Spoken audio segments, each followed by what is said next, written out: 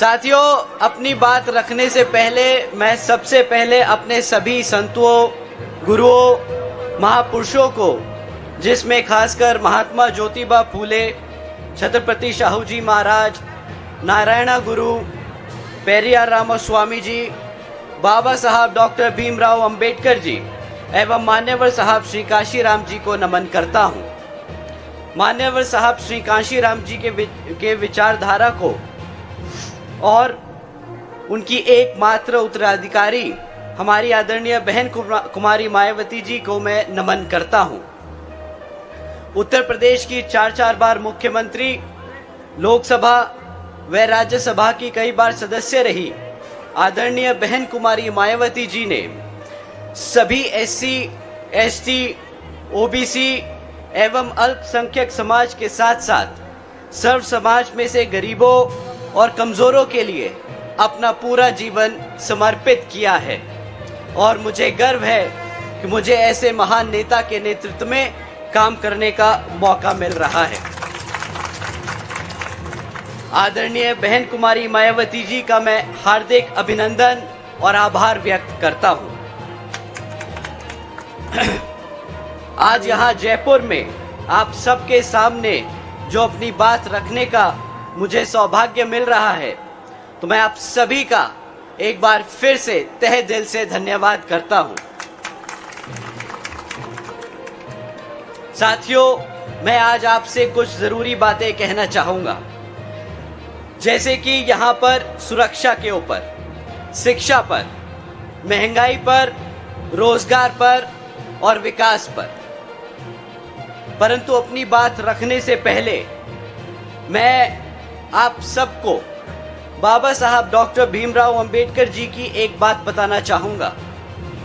जब बाबा साहब जी ने भारत की संविधान के बारे में लिखना शुरू किया था, तब वे एक समतामूलक समाज की स्थापना करना चाहते थे और बाबा साहब ने लोकतंत्र की कुछ इस तरह व्याख्या की थी: A form and a method of government whereby revolutionary changes in the economic and social life of people are brought about without bloodshed। बाबा साहब के विचारों का भारत कुछ इस तरीके से था, जहां पर स्कूलों में बच्चों के बीच भेदभाव ना किया जाए, ऐसा था बाबा साहब के विचारों का भारत। जहां पर महिलाओं पर अत्याचार ना हो, ऐसा था बाबा साहब के विचारों का भारत। जहां पर हर जाति और धर्म को बराबर का सम्मान मिले, ऐसा था बाबा साहब के विचारों का भारत। परंतु हकीकत तो ये है कि आज यहाँ राजस्थान में जो कांग्रेस की सरकार चल रही है, वह न सिर्फ एससी, एसटी, ओबीसी विरोधी है, बल्कि वह बहुजन समाज के साथ साथ सर्व समाज विरोधी भी है। हमारे बहुजन समाज के साथ जो आज यहाँ अन्याय और अत्याचार हुआ है, वो किसी से छिपा नहीं है। छिपा नहीं है जो पाली में एक दलित माँ और उसकी गर्भवती बेटी के साथ दबंगों ने करी मार पिटाई। छिपा नहीं है जो दौसा में एक दलित महिला के साथ किया 8 वैशी दरिंदों ने बलात्कार। साथियों, इस कांग्रेस के राज में आज तक बहुजन समाज को न्याय नहीं मिला है। मिला है तो सिर्फ दुख और दर्द। अरे जो सरकार हमारी बहन बेटियों को सुरक्षा ना दे पाए, अरे जो सरकार हमारी बहन बेटियों की इज्जत ना कर पाए, उस मुख्यमंत्री को गद्दी पे बैठने का कोई हक नहीं।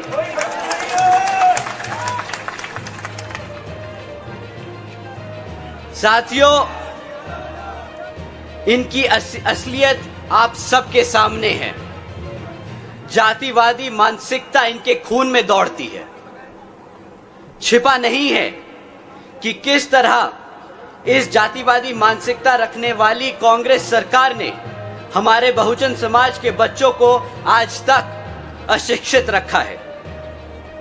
सरकारी आंकड़ों की माने तो आज भी राजस्थान में बहुजन समाज के 60% बच्चों को कोई शिक्षा की सुविधा नहीं प्राप्त हुई है।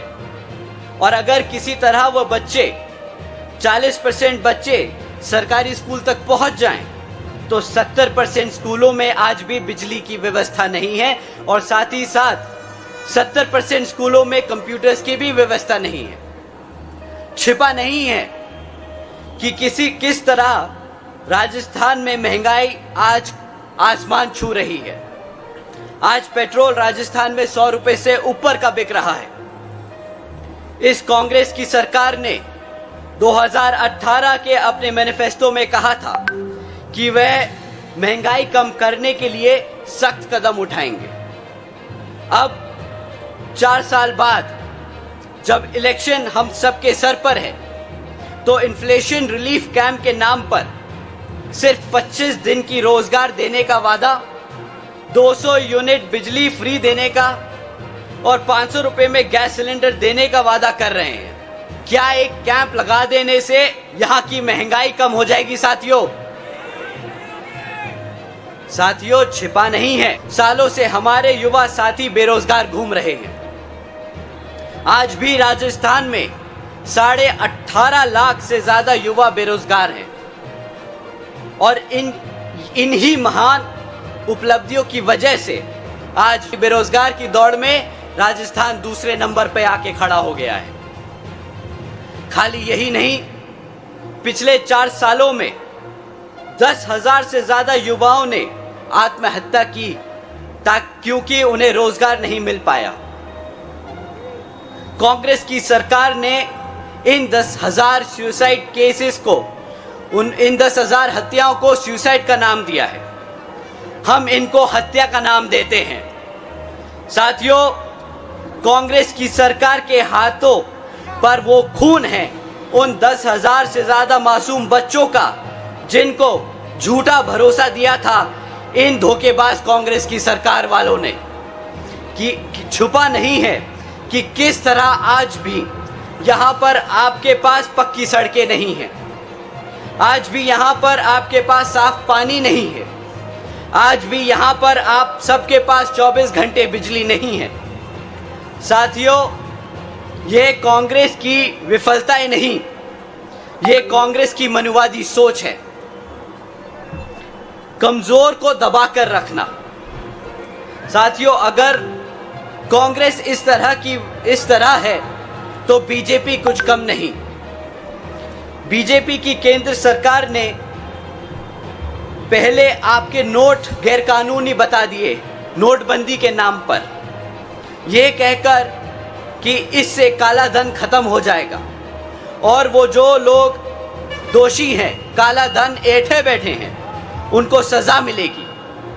परंतु आज तक एक भी दोषी ना पकड़ा गया है और ना ही कोई जेल पहुंचा।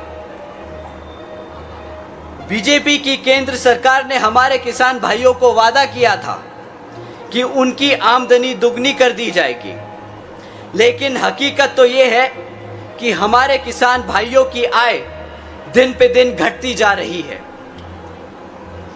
बीजेपी की केंद्र की सरकार ने वादा किया था 2022 तक कि हर बेघर को घर दिया जाएगा, लेकिन यह वादा भी उनके बाकी दूसरे वादों की तरह ही झूठा निकला। साथियों, ना बीजेपी ने नौकरियां दे पाई, ना बेघरों को घर दे पाई और ना किसानों को उनकी आय दुगनी कर पाई। बस डबल इंजन सरकार का ढिंढोरा पीटते रहते हैं पूरे देश में। साथियों, आदरणीय बहन जी ने कभी भी लंबे चौड़े वादे नहीं किए, बस अपने समाज के साथ साथ सर्व समाज के लिए कानून व्यवस्था और सामाजिक व्यवस्था के लिए अनेकों कार्य करके दिखाए हैं। आदरणीय बहन जी ने हमारे सभी संतों, गुरुओं और महापुरुषों के सम्मान में कई जिले और यूनिवर्सिटीज के नाम रखे, जैसे Gautam Buddha university, Ambedkar university, Chhatrapati Shahuji Maharaj university, Mahatma Jyotiba Phule नगर, महामाया नगर, संत कबीर नगर। साथियों, बहन जी ने अपने महापुरुषों के सम्मान में ये सब काम इसलिए किए ताकि हमारी आने वाली पीढ़ी अपने संतों और गुरुओं को कभी ना भूले। आदरणीय बहन जी ने देश में पहली बार सरकारी कॉलेजेस के स्टूडेंट हॉस्टल्स में अन्य पिछड़े वर्गों के छात्रों के लिए 27% आरक्षण की व्यवस्था तय की।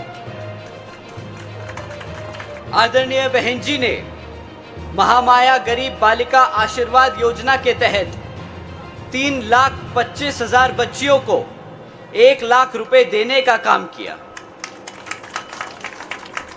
आपको जानकर हैरानी होगी कि इस योजना के तहत 3,250 करोड़ रुपए बहन जी ने अपनी बच्चियों को सीधा उनके बैंक खातों में दिए।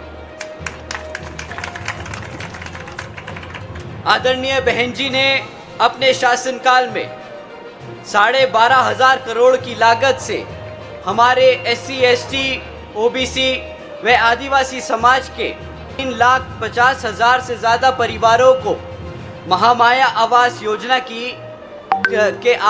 योजना के तहत अपना खुद का घर दिया। साथियों, आदरणीय बहन जी ने अपने शासनकाल में 90,000 से अधिक शिक्षकों को सरकारी नौकरी दी, 1 लाख से अधिक सफाई कर्मचारियों की भर्ती की और 2 लाख से अधिक जवानों को पुलिस फोर्स में भर्ती किया।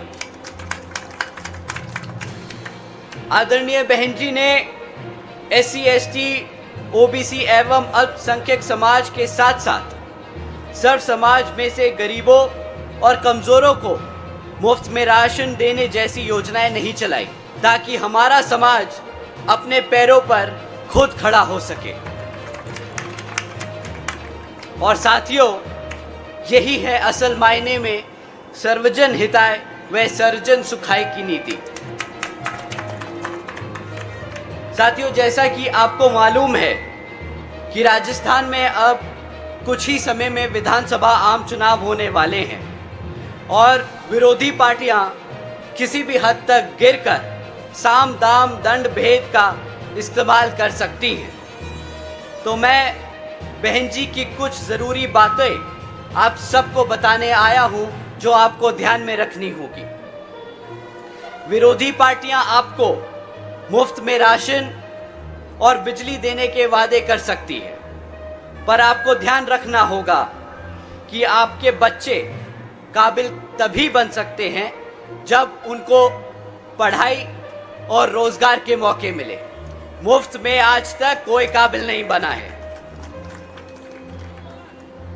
विरोधी पार्टियां आपको धर्म के आधार पर बांटने का काम कर सकती हैं, पर आपको ध्यान रखना होगा कि बहुजन समाज पार्टी सर्वजन हिताय व सर्वजन सुखाय की नीति के आधार पर चल के यहाँ सभी धर्म और सभी जातियों को बराबर का सम्मान दिलाने का काम कर रहे हैं। विरोधी पार्टियां अपने चमचों का इस्तेमाल कर आपको भ्रमित कर सकती हैं और इनके चमचे आपके देश के कोने कोने में आजकल घूम रहे हैं। आजकल समाज में एक ऐसा ही चमचा आप लोगों के बीच में घूम रहा है, परंतु साथियों, हकीकत उसकी ये है,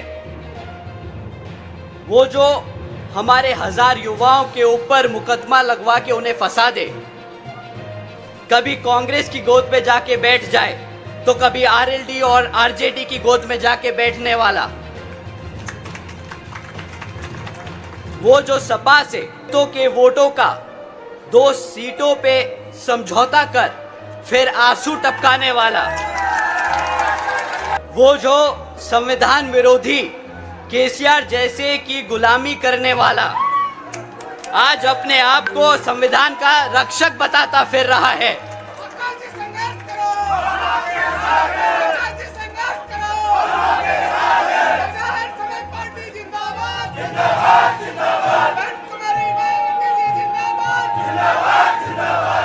तो साथियों, ऐसे नाटकबाज और धोखेबाज से आप सबको संभल के रहना होगा।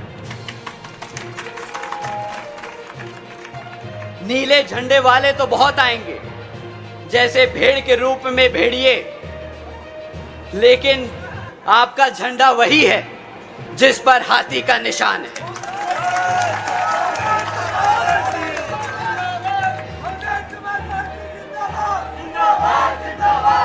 तो